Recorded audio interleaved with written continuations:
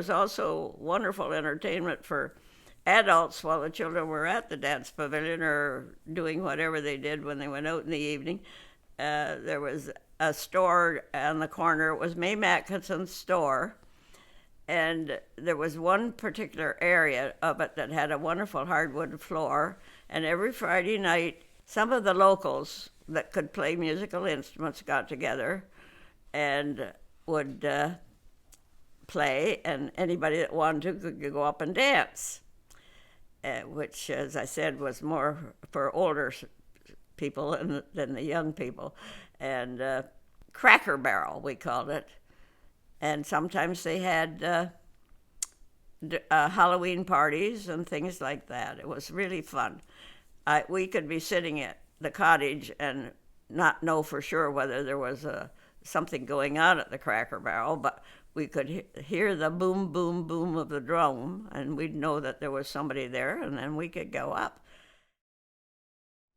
One night, I was having a dinner party, but two of the children, one daughter and another friend, decided they had to do their hair, and they went upstairs and were blowing their hair and making all kinds of noise up there. And we heard this terrible sound. And I thought, oh my gosh, what have they done now?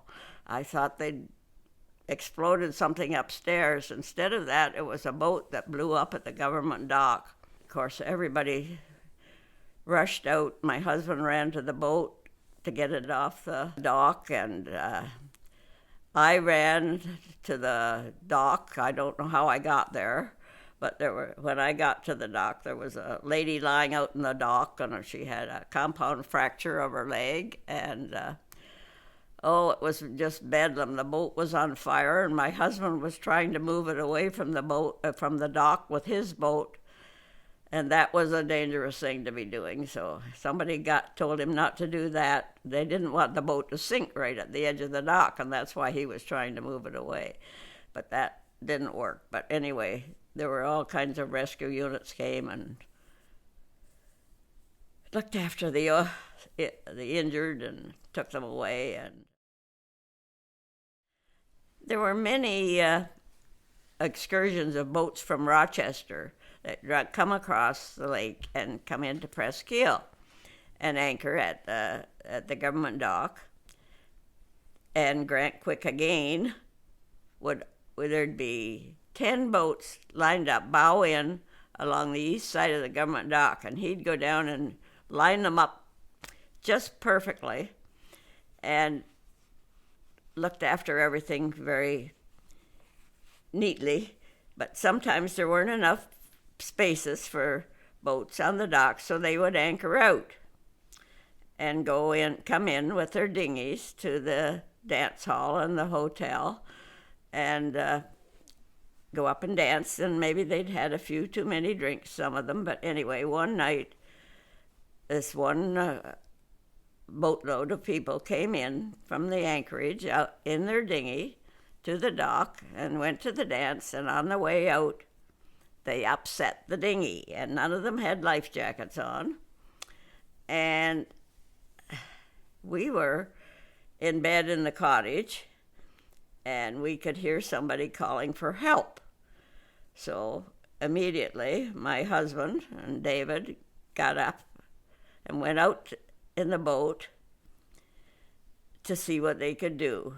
And they managed to pull 3 people in out of the dinghy, and one person had gone overboard and couldn't get in, and they couldn't find him. But David got out of the boat and dove to see if he could find the body, but he couldn't find the body, and they had to leave it till morning.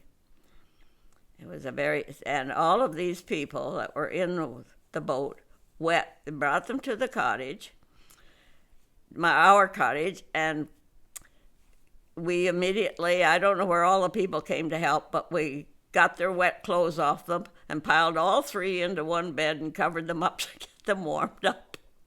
And they stayed overnight till morning, and then they disappeared after they got themselves together in the morning, and we never heard from them again.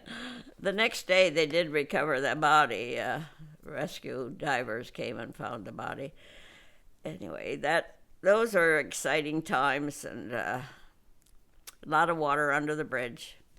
And since my husband died, why I've come to the cottage in the summer and lived in Belleville in the winter. And eventually, when this property came for sale, I bought it, and I've been here for 19 years now, I guess.